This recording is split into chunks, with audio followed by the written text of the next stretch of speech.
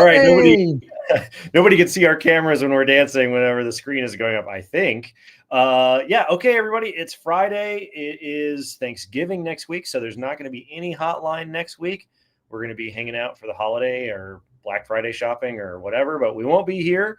If you're on YouTube, which we're streaming on YouTube or streaming on LinkedIn, let us know if the brand new awesome feature is working. We're streaming in horizontal and vertical video at the same time. Wow.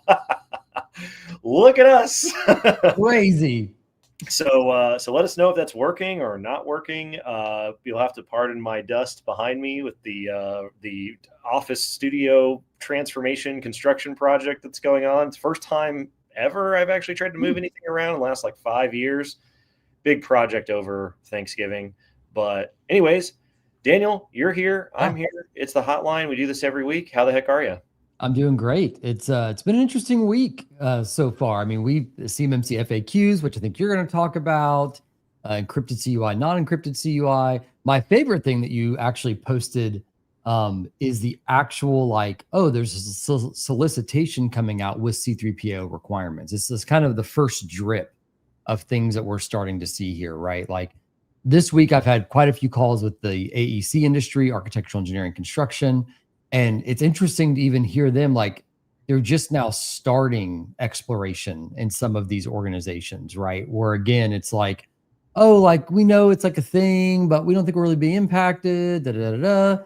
And then you show them something like this, and we're like, show your BD team if there's interested in this, any kind of interest in going after this kind of work. And so I'm pulling up my screen. This is the solicitation that came out that you found on the old sam.gov. At the very bottom under the description, you can't necessarily see it. Let me do this. I'll shrink it up here a little bit. Yeah, it's so funny because my morning routine for the last couple of years was always checking the OMB dashboard for rulemaking updates, and now it's checking sam.gov every day to see which RFPs and solicitations are going to have CMMC in it. And this one right here, the following is being added to Section 4. CMMC C3PO is anticipated for this requirement. If you disagree, that's kind of funny, with the anticipated CMMC level, please provide a rationale and then the recommended CMMC level. And so it's kind of interesting to, again, start seeing this because even in the CMMC FAQs that came out a couple of days ago, they even had language in there about, hey, the intent of phase 1 is, self-attest, but we can still use discretion. But hey, our intent is self-attest for year 1. And we're already seeing solicitations coming out saying certify. Right? Yeah, and this is a good example. So our friend Alexis commented when I put this up, and she was like, well, this isn't a solicitation. This is a sources sought. They're looking for information. So this isn't saying that it will be in the solicitation, but it's very helpful to see because clearly the customer wants it to be in the solicitation. Now, is there a chance that it won't be in there? Sure. But this is also a program directly related to what is arguably every time going to be controlled technical information. You're working on GPS satellites, the GPS system, the GPS range, all of this stuff. I don't know if anybody here has ever been to China Lake, California, but it's super spooky. It's like a weapons station out in the middle of nowhere.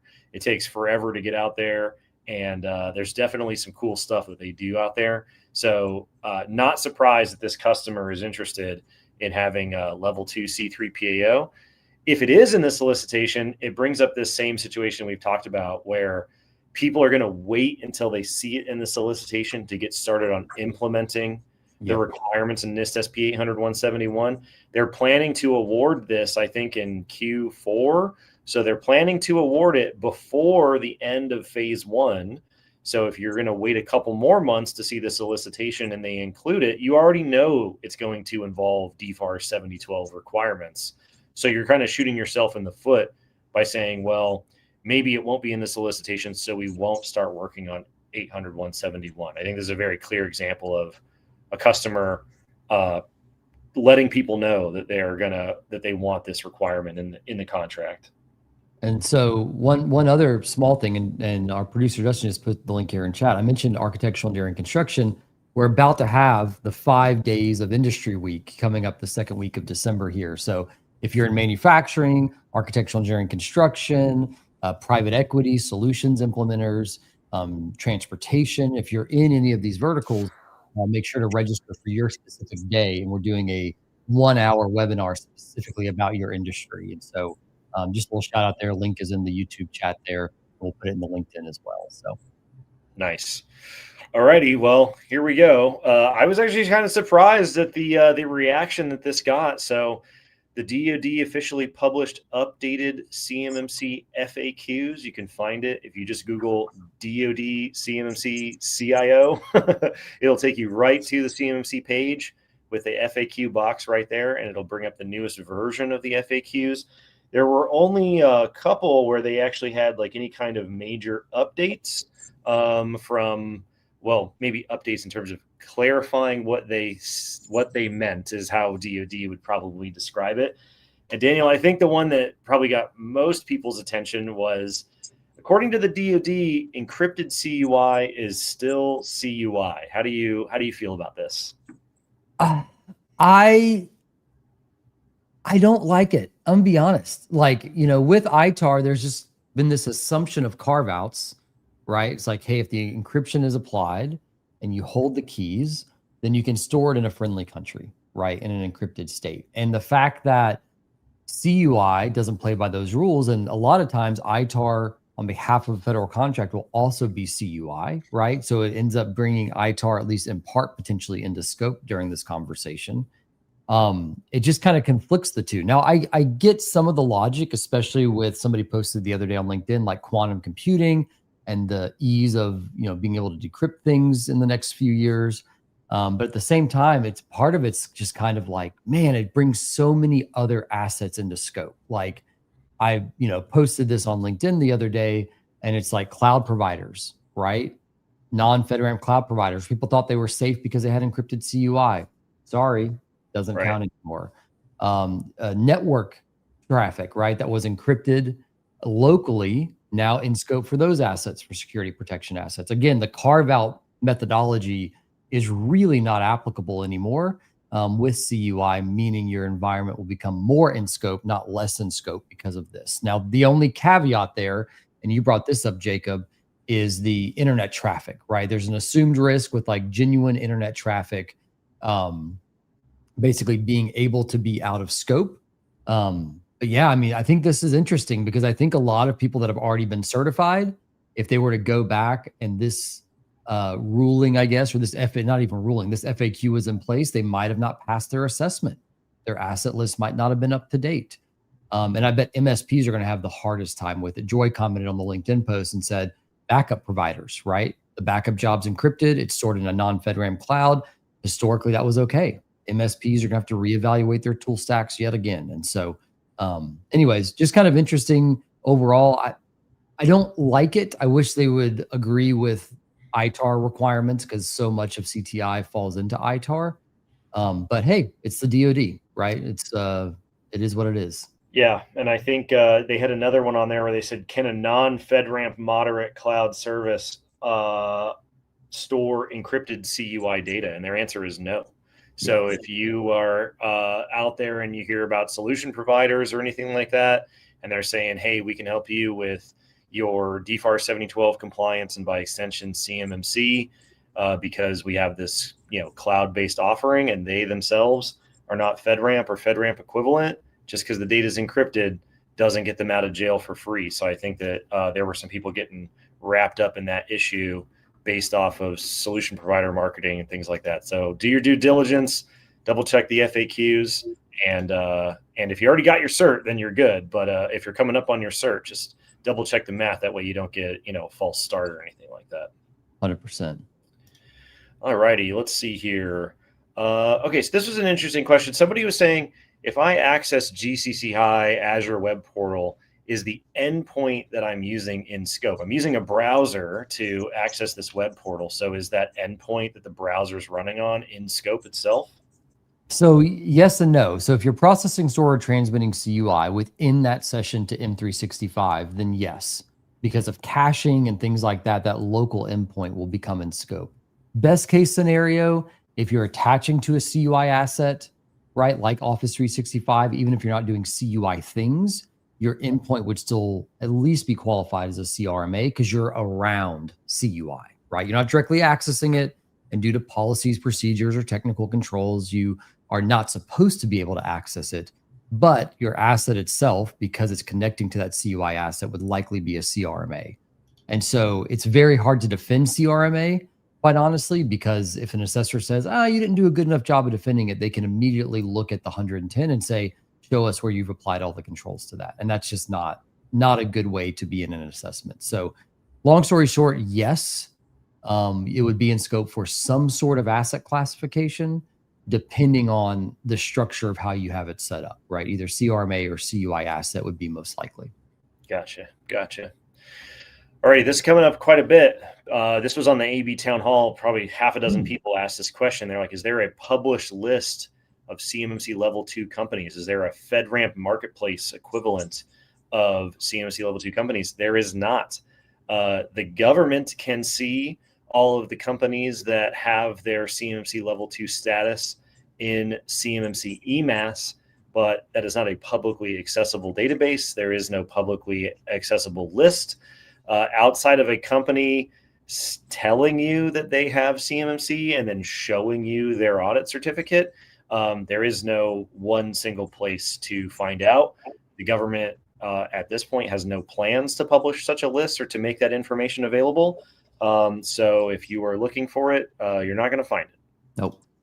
Honestly, set up Google News alerts and look at LinkedIn. I think if you want some idea of who's certified, people are doing a pretty good job of putting it out there, quite honestly. Yeah, for sure. And obviously that's causing issues because then people are like, well, how do I check to make sure that my suppliers are good to go? The DoD's position is basically that's a you problem. That's not an us problem. So not very helpful, but that has been their consistent position for this whole time. So let's see here on that idea of encrypted CUI still being CUI. Rob says, I don't like it. If you have black transport, that would that logic make the transport classified at the level of the items inside of it? How do we make the internet work? Well, the DoD has said that when it comes to transport mechanisms, the internet, things like that, they just don't worry about it. Like they're just accepting the risk, even though it's still CUI. It feels very wishy-washy to me. So it's still something I'm probably going to think about over vacation. I can see the case for both sides, but I'm not sure that they are communicating it in a way that it makes it feel defensible. So I still have to give it some more thought, but they are saying that they're just writing off the risk of this information transiting the internet, which is probably good because the Chinese are hacking BGP all the time. So now there was the analogy around encrypted CUI that was given to me was you have a bank vault, right? Let's say the CUI is in the bank vault. Just because it's in a bank vault, do you not lock the front door of the bank? That was the analogy, I think, and the premise of which that was based on. And so that's, again, I'm not a huge fan of that logic as it relates to this, but I'm interested in the post-Thanksgiving Jacob's opinion of this. It reminds me of like the FIPS discussion, right? Where it's like the idea that you need to have validated modules is a defensible idea, but they don't do a lot to explain their reasoning behind it. And so as a result, people really don't like it. So I'll have to give it some more thought, but vacation first. So anyways, Nicholas says, has there been any new discussion on additional departments wanting to implement CMMC requirements following the DoD? I remember previous discussions around DOE and others essentially waiting for the road to be paved. Nothing official, but we've heard lots of rumors, specifically around NASA and GSA being interested. But any department could leverage the requirements to have CMMC if they really wanted to. But I would imagine that NASA and GSA would be close behind because they're also on the FAR Council with the Department of Defense. But there hasn't been anything official. I'm not sure we're going to hear anything official before the end of the year. So what's your take on FAR CUI? Because I see a couple other comments in here. One from Jason Sharp, FAR CUI rule still in rulemaking. Is that because FAR CUI would take basically the CMMC requirements, at least in the proposed rule. That's what the baseline was, and then apply it to all federal contractors dealing with CUI. So you can think of the FAR CUI rule as DFAR 7012 for everybody else, in the sense that it puts contract clause language that says, if you deal with this data, you have to implement NIST SP 800-171. If you experience an incident, you have to report it. If you have an incident, you have to make things available. And if you're going to flow the data downstream, you have to send this clause with that data. It doesn't disrupt anything that the defense contractors have, because they already have 7012. Now that creates the environment for something like CMMC to be applicable, but the FAR CUI rule, like DFAR 7012, does not contain a third-party assessment or verification mechanism of any kind, which drives me up the freaking wall. Yeah. I met the guy at GSA who is shepherding the FAR CUI rule through the process last year, and he was very skittish, did not want to talk about it at all, didn't want to talk. It's like I tell people all the time, the amount of information that the DoD communicated through the rulemaking process is an unprecedented amount of communication. Normally, when you corner people in charge of rulemaking before a final rule comes out, they get really scared, because they're like, I'm not allowed to tell you anything. I'm not allowed to hint at what's in the rule. You got to wait for the rule to come out. So I shoved this guy in a locker and I was like, why aren't you including a third-party verification mechanism? And he was just like, that's just not what we're willing to do. And like, that self-attestation doesn't work, and that as a result, you'll need the third-party verification mechanism. So why wait for you to experience the same failure as 7012? Just put it in the rule now. And then he was like, I don't have any lunch money for you. Leave me alone. So that would be the precursor for them requiring CMMC by having the requirements like 7012 in a contract.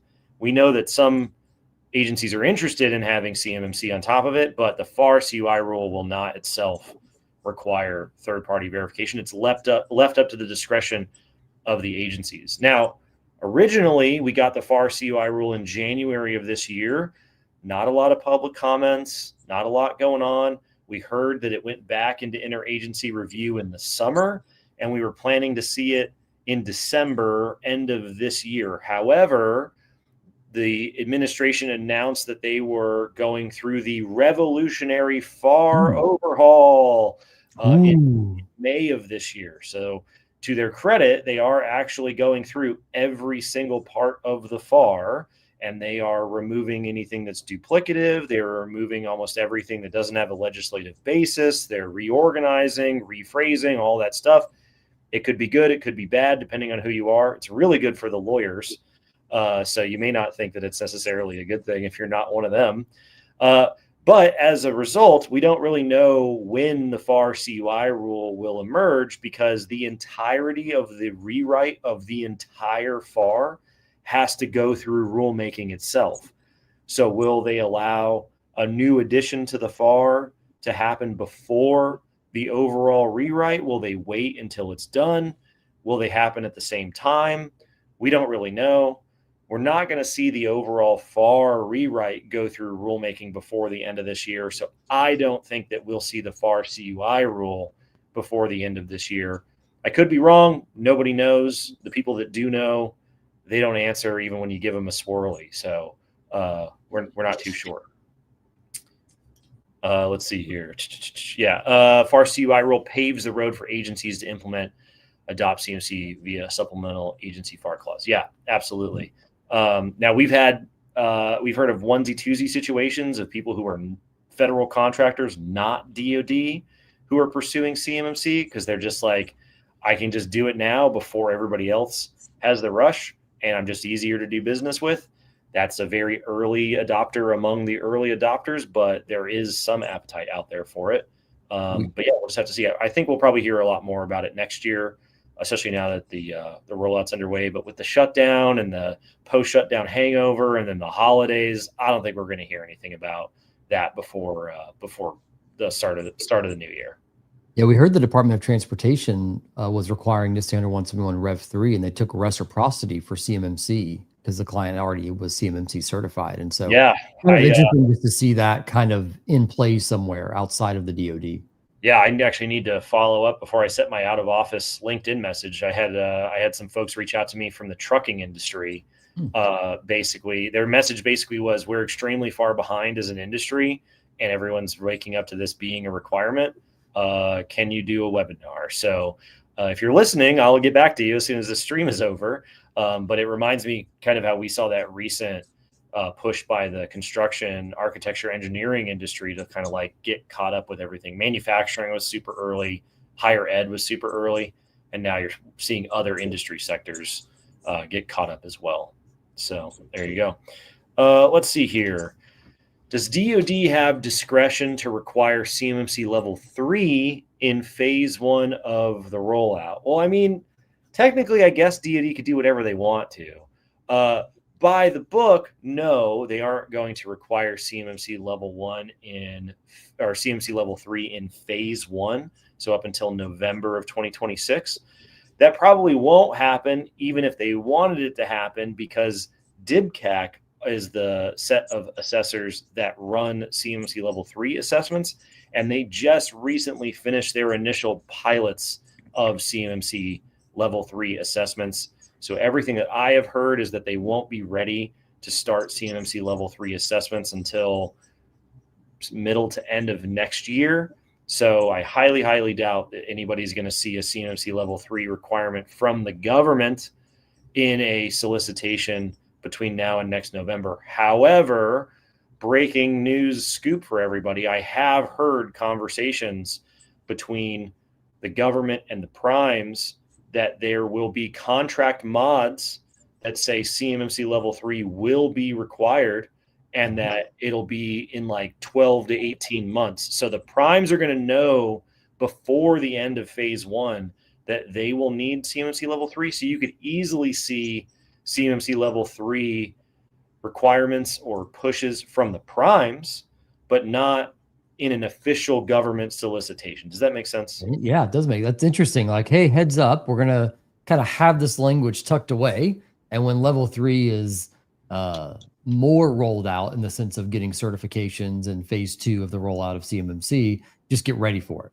Yeah, I've heard that the primes are already getting told, you're going to need level 3 on this program and that program, and we're going to sometimes even modify the existing contract next year, and then you'll have 12 or 18 months. So you're not inside phase 1, but they will know during phase 1 that CMMC Level 3 will eventually be a thing, which means they're probably going to turn around and tell you CMMC Level 3 is a thing now, even though it won't be a thing for them for a year and a half, right? So it's mostly a prime discretion rather than a DoD discretion thing. Let's see. We had a requirement by a state agency project sponsored by DHS and Department of Transportation that required NIST SB 800-171. Oh, this is what you're talking about earlier. They accepted 800-171 Rev 2. That's good. I'm glad that they did that. Yeah, we still have this issue of Rev 2 versus Rev 3. The DoD got around that issue by putting out a blanket waiver, essentially a blanket, what they call class deviation, that said, even though DFAR 7012 tells you to do the most current version, and the most current version is Rev 3, keep doing Rev 2 until we tell you otherwise. And that essentially means keep doing Rev 2 until we update the CMMC program to be able to assess Rev 3. So DoD is going to be on Rev 2 for another year and a half at least, before they start to update the program to go to Rev 3. Let's see. Yeah, somebody's saying, "Oh man, Level 3 timeline snuck up." Yeah, I think you're going to see that come through more and more. If you are a supplier under MDA programs, National Reconnaissance Office programs, hypersonics, stealth, anything like that, then I would be surprised if you don't hear whispers and rumors about Level 3 sooner rather than later. It's not everybody, but there is a set of programs that the DoD is very concerned about, and they have no problem pressing the button on those programs. So that isn't going to be everybody, but it's definitely going to be somebody. So we have a handful of clients actively pursuing this, one of which I know was already informed by the prime that you have to be CMMC level 3 by, I think it was January 2027 is the deadline they gave their supplier, their It's nice that they gave them subcontractor. a long heads up. Yeah. But yeah, level 3 is no joke. Here's the thing, we were working through it, and the corporate IT infrastructure uplift, although is not insignificant, is not near the level of effort as the OT uplift for CMMC level 3. Because especially in the manufacturing space or the research space, there's so much OT or specialized assets out there. You can't have CRMAs under level 3, and on it, and you have to apply all level 2 and level 3 controls to specialized assets. And so when I tell people all the time, it's like, listen, your corporate IT environment, I don't know, maybe a 4 to 6 months uplift from level 2 to level 3, maybe not even that much. Your OT could take years. Yeah. The only kind of saving grace is they do allow intermediary devices, kind of front-loaded devices to your OT to implement all those controls on. But it takes a lot of time, and downtime for manufacturing is not exactly easy to schedule, right? Now, And so, one small ray of hope here is that level 3 requirements are new requirements. That is not true at level 2 and level 1, but at level 3, they are new requirements. There has been no historical contract clause that has said do CMMC level 3 requirements. That's not in 7012. It's not in 7008. It's not in 19, not in 20, not in any of those. So it's a big uplift, but the government is expecting your costs to go up significantly when you receive a level 3 requirement, sometimes in the millions of dollars, potentially based off the size of your organization. So you have some cover here in order to have your costs go up to meet the requirements that somebody just at level 2 or at level 1 does not have. So that can be a very advantageous situation depending on how creative you get with your upgrade accounting, I'll say. So small business was 2.7 million one time with $500,000 annually for level 3, and large businesses was 21.1 million with 4.1 million annually. So I mean, not insignificant. Yeah.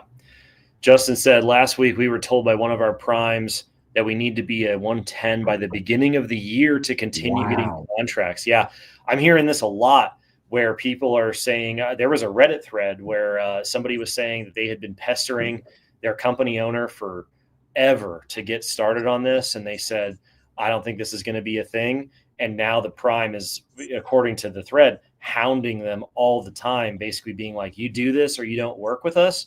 And now it's like an emergency where they're getting asked every day if they're ready to go.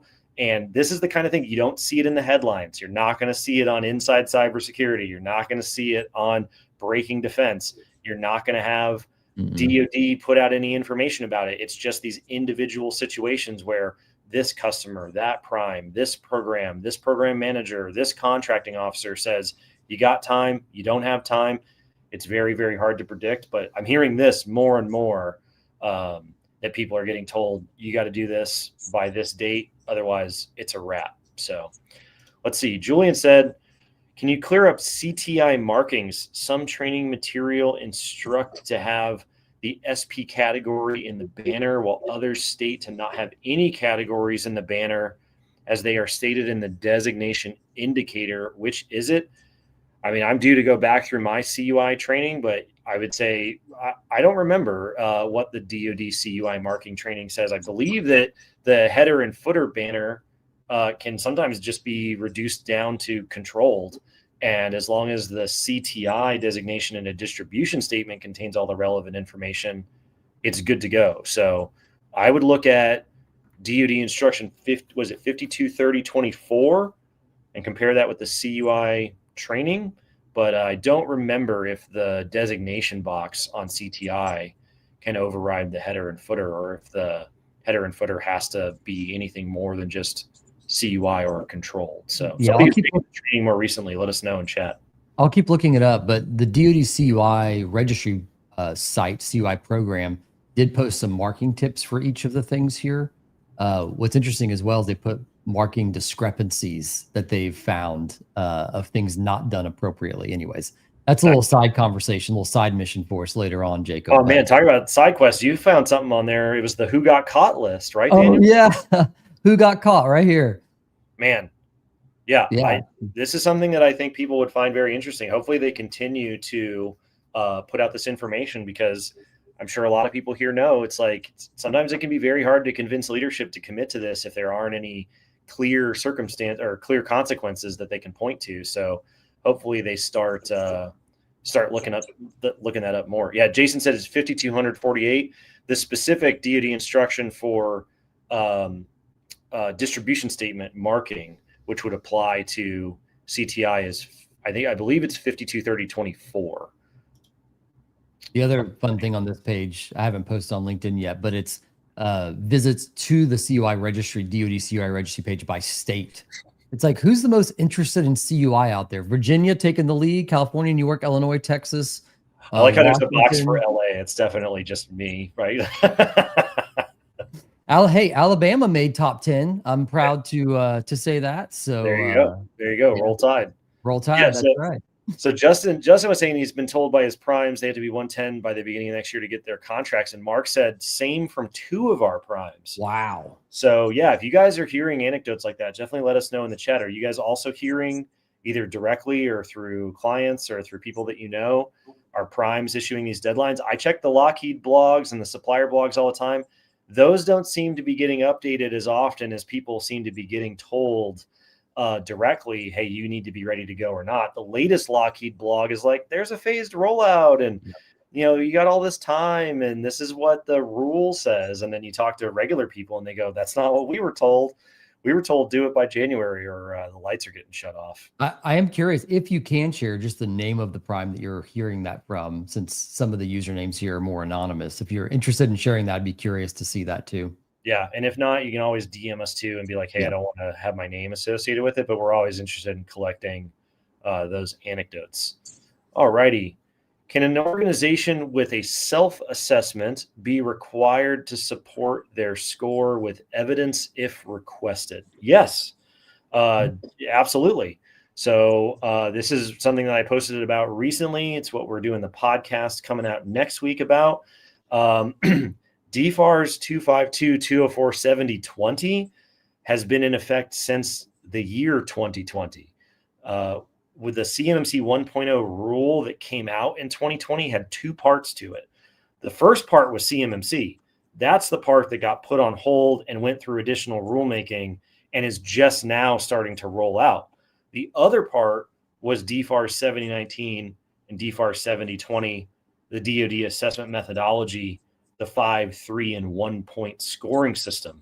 So the reason you have to upload a score to SPRS, the reason that DIBCAC can show up on your door and say, we want to audit your compliance with DFARS 7012 is because of the other part of the CMMC 1.0 rule that never got put on pause. Recently, we have heard of at least half a dozen companies who convinced themselves incorrectly, apparently, that they only needed CMMC level 1. They got official notices from DIBCAC that they will be getting an in-person audit at what's known as a DIBCAC high assessment against DFARS 7012 requirements within 90 calendar days. That includes holidays. So they got told right around Halloween that they're going to have an in-person audit against 7012 in like mid-January. And this is a super not fun process. In the podcast that we have coming out next week, we talk about the DIBCAC intake form. If you just Google DIBCAC and go to their website, they've got the form on there. And they say within 2 weeks of us notifying you of an audit, you need to acknowledge that you have received the notice. You need to make your system security plan available. You need to provide your networking diagram, all your data flow. These are all the people that we want to talk to. We're going to be there Monday through Friday from 8 in the morning till 4 in the afternoon. I mean, it's like a whole process. The other thing is that a CMMC assessment primarily is only looking at whether you've implemented 800-171. DIBCAC works for the Defense Contract Management Agency. This is an audit of all of the paragraphs of DFARS 7012. So one of the things that they ask is, how are you flowing this information down? Are you flowing the clause down with it? How are you dealing with your incident response requirements? How are you dealing with, all these other things that DFARS 7012 requires? So you can be asked for a CMMC level 2 self-assessment and 100% still undergo a DIBCAC high audit under DFAR 7020. So yeah, absolutely. Which is why that's why I always laugh whenever people breathe a sigh of relief that says, "Oh, we get a self-assessment." You're like, why would that be any less rigorous? There's it's interesting. People put Northrop in the chat. Side note, Operation Cancel Holidays. I just went to their supplier site, and guess who has a CMMC post about? Hey, is it new? When Northrop. So I'm going to share my screen real quick because a lot of people in chat were saying Northrop's the one throwing this down. They have one little baby announcement, October 17th of 2025, under their cybersecurity suppliers form here. And literally, this is the whole thing. Neither contracting officer nor prime can waive or deviate from the CMMC assessment requirements. Contracting officers may not award contracts to non-compliant contractors, and primes may not award purchase orders to non-compliant subcontractors. We encourage you to proactively prepare to comply with this future contractual requirement. And then my favorite part, it's only informational. It's not legal advice or direction from Northrop. Man, if this isn't the ultimate, it's just business type of a letter, then I mean, I don't know what to tell you, because it's like, they're just like, this is the situation. This is what you got to do. Obviously, people are being told do it by the beginning of the year or else. They're like, here's some hyperlinks to some resources. Good luck, basically. See you next year, right? If you have not, you've said this a million times, Daniel, if you have not heard from them before now about how they're going to help you, they're probably not interested in helping you. And then this is all you get. So, man, yeah, I missed that one. So I did too. When they were putting it, I'm like, surely if they're saying this much, maybe they posted something about it. But to your point, it's very much a, hey, we're just FYI, anyways.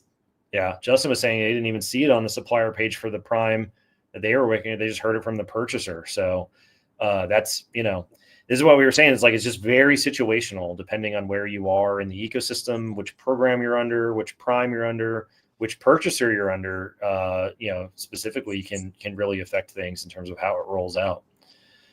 All righty, let's see here. Will the Cyber AB publish a list of bad eggs? Oh. Companies advertising themselves as turnkey solutions when they are actually non-compliant solutions. The AB will not. The AB will not publish that kind of a list. The DoD will not publish that kind of a list. Sadly, we will probably not publish that kind of a list. If you're interested in things like this, I've been told there may or may not be a channel on the CUI Discord server specifically called Bad Eggs, where people post exactly this type of situation. So if you go to the CMMC subreddit on the sidebar, there's a link to the CUI Center of Excellence Discord server. That's been the hive mind of a lot of big time CMMC nerds for years and years and years. They have a dedicated channel where they talk about bad eggs, but there will never be an official list published by the AB or by the DoD. Sometimes people will publish not even a list of bad eggs. Publishing a list of good eggs will cause like threats of legal action, because they're like, you didn't include us on the list of good things, so we're going to try and sue you. So you just don't see these lists very often, which is a real shame, because there's a lot of people out there who are full of crap. Any thoughts, Daniel? No, I mean, I have a lot of thoughts, because here's the hard thing, right? Like, we have these conversations, like you and I, because we hear the horror stories, right, of people that were like, hey, I'd signed up for them, and then all of a sudden they're not going to support me through the assessment, right? Contractually, I didn't have that they would support me through the assessment. Okay. Oh, man, gosh. All right. I'm going to go there. Okay. So there is an ERP vendor this week, and I'll say this, they're manufacturing adjacent. So they're in that space, and they have been telling people that they are CMMC compliant for years. And we have heard from 2 separate clients this week who are using that, or prospects technically, who are using that software. And only now are they actively pursuing FedRAMP moderate equivalency.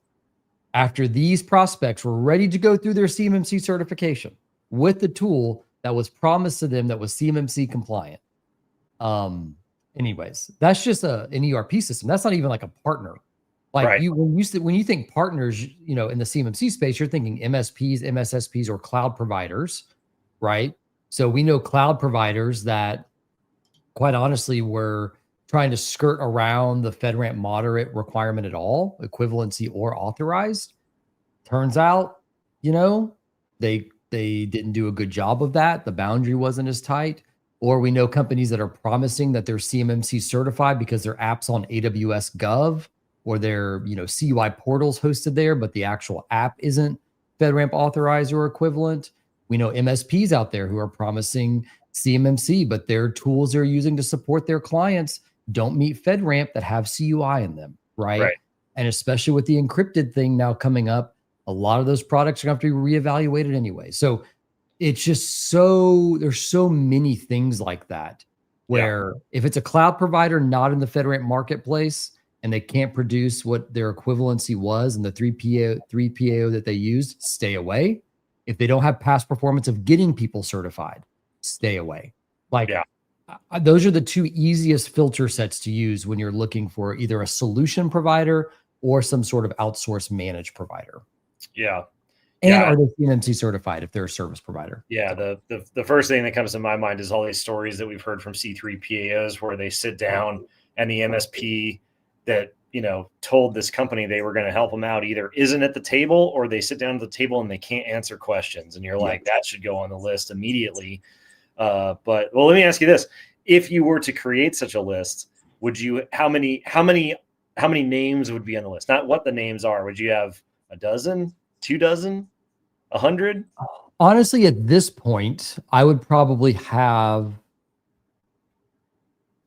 somewhere around that I know actively in the community that I feel are misrepresenting their ability to make a client compliant within a certain time frame. Like this is not like this isn't situational yellow light. This is like red light, no go. I would probably say it's somewhere sitting around 20 to 30 that are consistently coming up. Yeah. And, you know, it's one of those things where we don't want to badmouth anyone. Number one, obviously potential legal repercussions, but it's just not good practice, right? We will happily inform people of the filters and questions to ask to validate if somebody is a good partner or provider, and we'll lean on the expertise that we have.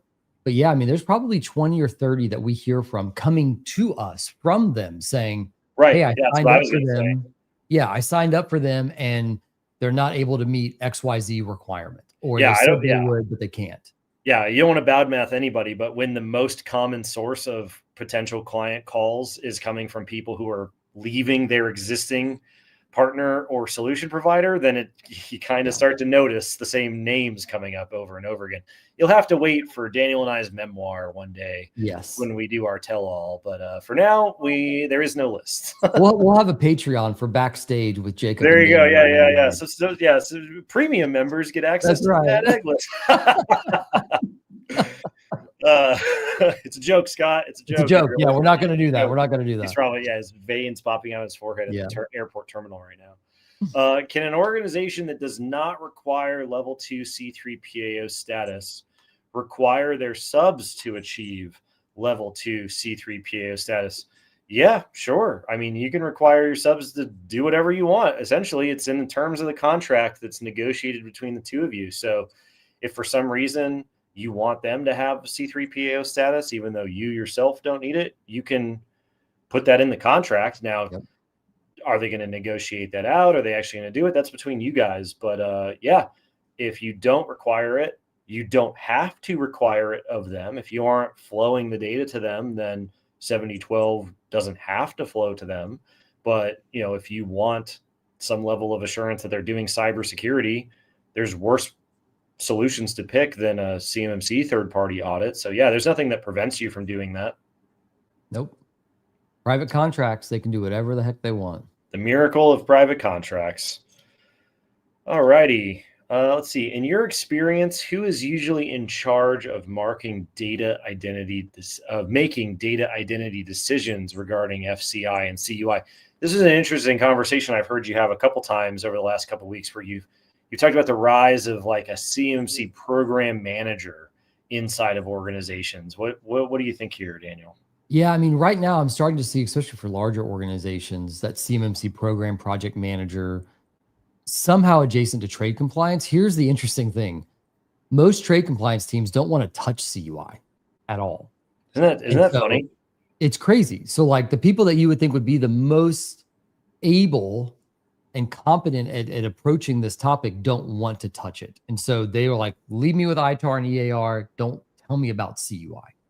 Right. And so there's this kind of new emerging group of people that are being hired for CUI program managers.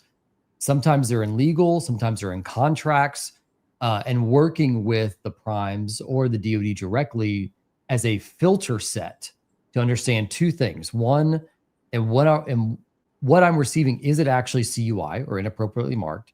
And number two, now that I have it that's CUI or I'm generating that CUI, what elements of it are not CUI that I can then disseminate to my supply chain, right? Because that's the two big things. Number one is what I have actually CUI. That way I can keep my boundary small because I just want to keep just the CUI pieces protected. And number two, how exposed is my supply chain from getting this information I have to share with them to do their job? And if I send them the whole document, like this morning, I literally got off a phone call with a really cool company, and they're like, we get 50-page design docs, and we only need 3 pages that are not CUI to do our job, but they send us the whole thing, right? And so the emergence of the CUI program manager, again, contracts, legal, I'm actually not seeing a ton out of trade compliance groups from that's where they're being housed, working with supply chain managers and then working with other departments to understand the data flow and then to mark or de-scope CUI downstream. Yeah. All righty. Let's see here. How do we manage non-US persons in M365? I mean, we were just talking with a company not too long ago, and they were like, we have people who work in a foreign country because of the nature of what we do, especially commercial space, dual use space. I mean, you're doing launches in foreign countries. You've got people working in foreign countries, but you're also working on ostensibly everything that would be export controlled CTI. And that's just the nature of the business. So what do we do here, Daniel? Yeah, so I pulled up this exact slide that my good friend Patrick Abel made on our product management team. And this is called attribute-based access control, ABAC. And so when we're looking at the data flow of protecting the data in GCC high from non-US persons, we have to know two things. Number one, what data is it? And number two, it has to be marked appropriately. Number two, the status of the identity or the person, right? Are they a non-US person? Are they a US person? Are they a non-US person with a TAA? They a US citizen? Some export control requires that additional level of requirements of citizenship. And so when we're looking at the workflow, HR has to kind of start that process. We then need to provision custom attributes in AD or Intra ID or Okta, whatever IDP you're using. Carry those over into Office 365 for dynamic group memberships, and then using things like purview and site containers and potentially information barriers is a little bit more of a nuclear option to protect and segment that data away from people that are non-US persons. But if you can't initially figure out their personship, citizenship, that you got to figure out that problem. And then you also have to make sure that the data is being marked appropriately. If not, you're looking at a 2-tenant situation where you keep all your non-US persons in a commercial tenant, you keep all your US persons in a gov tenant, and then you just have some limited collaboration between the two, including different email domains. And so a lot of organizations internationally don't want to do that, or organizations with non-US persons, they want to have everybody under the same roof to be represented as one company, right? And so because non-US persons can access CUI that's not export control without a license, right? And so that's kind of the interesting piece here. CUI doesn't have a US persons requirement. Certain export control does have US persons requirements, right? So it's striking that balance of what type of data do you have? Is it marked correctly? And then leveraging HR and IT to provision the governance structure to protect that data. Nice. All righty. Somebody was asking, what are the level 1 and level 2 certification goals for 2026?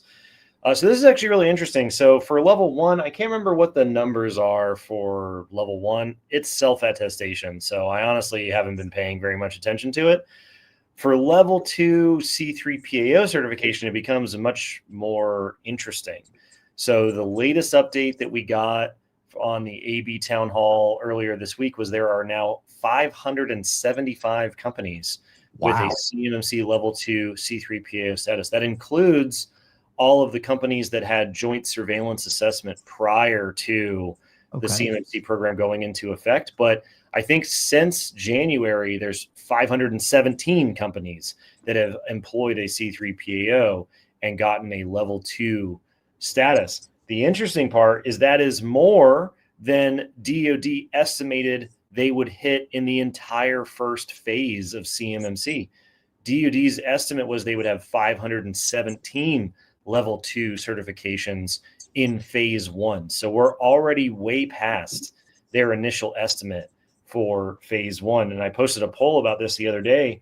Their estimate for year 2, phase 2, essentially for year 2 of the rollout was they were going to have 2,599 level 2 certified companies. So at the current rate of growth, we're definitely going to hit 1,000 level 2 certifications in Q1 of next year.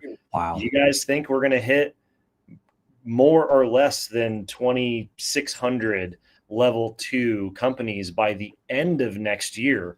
Because we're already past what they thought we were going to hit for phase 1. Will we hit what they thought they were going to get in phase 2 by the end of phase 1? Are they going to be a year ahead of time? I mean, at the current rate of growth, it could happen, but people were somewhat skeptical in the comments on LinkedIn. But I mean, based off the current trends, it's not unrealistic. Here's when do you think is going to be the critical mass point of people like, oh, I'm really, really, really going to have to do this? Like 5,000 certified companies? Like, is it? I don't know if the total number is going to be the trigger as much as like people in chat were saying. My customer said, if I don't do it by the beginning of the year, no more contracts. If it turns out that the primes really are no more contracts, it won't matter if there's 5 companies that have the cert or 50,000.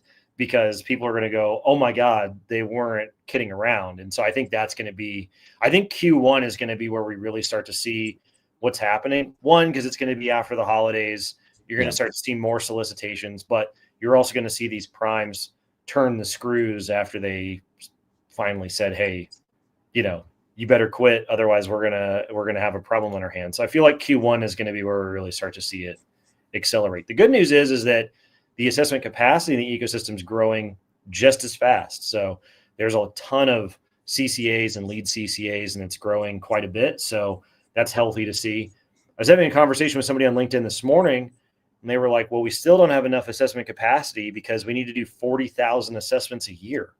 And I was like, what? Like 40,000 a year? What are you talking about? And they said, well, if we have 120,000 companies that need level 2, and we only have 3 years to get it done, we got to do 40,000 a year. And I was like, okay, I see the problem here. The phased rollout for when the requirements will start to show up in new solicitations is not the deadline for everyone to have their level 2, right? DoD estimates that it will take up to 7 years for all current contracts to finish and for all contractors to be on new contracts. So it isn't like by year 3 of the phased rollout, everybody who needs a level 2 certification has to have a level 2 certification. It's going to draw out past that. I think the average rate that the DoD has is like 16,000 or 16,500 per year, which is still a lot, but you're talking about going from like, 500 assessors to like, I think it's like 1,500 or something like that, 2,000 assessors. It's not 40,000 assessments a year. It's like 16,000. So still a ton of growth that has to happen, but we don't have to have everybody done by the end of those 3 years. That being said, if you're like, oh, well, it's going to take 7 years for everybody to get wrapped up in this, I have up to 7 years to get ready. Not necessarily the case for you individually. So do your due diligence. Yeah, Matt says, I think the big push will be once subcontractors start to lose work. Yeah, unfortunately, I don't want anybody to lose work. I don't want anybody to have to suffer the consequences. I don't want this to have to be a painful experience, but everybody in this ecosystem knows that it's the threat of the consequence and the actual consequence that motivates the action. So that's where we're at with that. All right, somebody said, what's the replacement for CS2 events? So we're not doing CS2 anymore. We've shifted over to a series of smaller events that we call Summit 7 Live. We did Colorado Springs. We did Tampa. We did Dallas, Fort Worth, and Huntsville this year. So this is more like 30 to 50 people rather than like 250 people for 2 full days. We're talking 30 to 50 people for half a day. So we're getting together in the afternoon, and then we're doing a happy hour. We're getting together in the morning, and we're all back on flights home by the end of the day. And it's a lot more intimate. It's much more of a forum setup than it is like a top-down lecture from the stage type of a situation. So I don't think they published the dates for Summit 7 Live coming up next year, but I think we're doing 8 of them next year after only doing 4 this year. So be on the lookout for that. Both of them were fun, but honestly, it's kind of more fun whenever there's just like a group of people hanging out and talking rather than it like this huge production. So be on the lookout for those. It's nice. And we honestly get to more sensitive topics, I guess would probably be the best way to say that, right? Because people are not, exposed to a room of 500 people, right? It's like, oh, you can actually genuinely ask and not feel as vulnerable having to ask what you might think is a stupid question, right? Yeah. So yeah. And registration's way cheaper because they're free. So yep. You're not having to pay for a CS2 ticket or anything like that. And we had Army Corps of Engineers just show up at one of them. We also had a false claims lawyer. That was fun too. False claims lawyer, somebody who worked at GAO, and they weren't telling us anything they weren't allowed to tell us. No. But very interesting conversations that can be had. So so check those out for sure. Let's see. In cases where DoD chooses to insert level 2 C3PAO status requirements in contract extension years, what mechanisms exist to help cover the cost? Daniel, you got a list of mechanisms. So let's say the DoD, I'm on contract right now. I have 7012, and my option year comes up or extension years come up, and DoD says, hey, you got to have level 2 in order to win this option, right? In order for us to keep working with you. What do I do to cover the costs? You eat the cost. There is no pass through with this situation, right? Again, CMMC, the cost of implementation, Jacob, you say this all the time. The cost of implementing all these controls is back 2017, right? 2016. The cost for the certification, the DoD is just assuming, hey, if you're going to do business with us, it's going to be an extra, I don't know, 40, 50, 60, 70,000, whatever the range is for the going market of a certification. So right now, they're saying you should have already implemented this. And if you're just self-attesting, there is no cost per se, right? There's some labor obviously to do the scoring. But if you actually have to be certified for it, the DoD is saying, hey, you should pay for a certification. And they're not including the cost of the potential hundreds of thousands of dollars to implement all of the controls. So long story short, I mean, if you're a prime and you have an option year and you want to renew, and this is going to be a requirement, be prepared to go ahead to already have met this to be able to be eligible for the extension. There is no pass through here for this just because it happens to be an extension. Yeah, absolutely. All right. Well, wrapping up here at the end, people are getting told by their primes, you got to do this by the beginning of the year or else, which means I'm sure a lot of people are going to be talking to MSPs, trying to figure out what's going on. Do you have a recommended list of things? What do I ask? How do I vet? How do I sanity check the things I'm being told? I gotta make this decision in a hurry, and I need to make sure it's the right one the first time. Yep. So a few things out of the gate. Here's some nice to haves. Here's some things you really need to do. Nice to haves. The MSP is CMMC certified. Not a requirement, but it does show they know what they're talking about. If you can't find that, then look for an MSP that has gotten people through certifications, has a list of their own asset list that they're going to use to provide support to you, have a list of their personnel, right? U.S. persons or not, for the export control piece. Have a list of what tools they're using and if they're FedRAMP or not, and if CUI is going to be on them or not, encrypted or unencrypted now. There's a little bonus there. And make sure that they have a customer or shared responsibility matrix, right? If they can't have that, how do you know what elements they're supporting for you, right? So those are the kind of the highlight reel of make sure you kind of go down that checklist. Again, if you're using an MSP that's certified, then you know they've already done all of that due diligence. The MSP Collective website's a great website to see MSPs that have taken it seriously and are certified. I don't know what the total count is now. Is it around 20, 15, 20, Yeah, it's 30, probably something 2 like dozen that? or more at this point. It's a Yeah. bunch. So Yeah. definitely take a look at that. But that's it. That's the highlight. Yeah, I agree. If this MSP has a cert and they've put a bunch of people through the certification process who are their clients, pretty good indicator that they know what's going on. So there you go. There you go. We're at an hour. It always flies by every time. Thanks everybody for hanging out. We're not doing a live stream next week because of the holidays. So hopefully everybody has a good Thanksgiving and has fun on Black Friday and everybody hangs out. For those of you who got DIBCAC audit notices, everybody else, keep them in your thoughts because they are not going to have a nice holiday. They're going to be working overtime.